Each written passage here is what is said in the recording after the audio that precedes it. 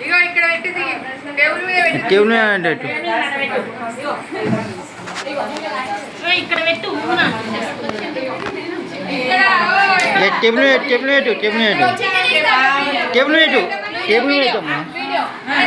table పెట్టమ్మా ఊపు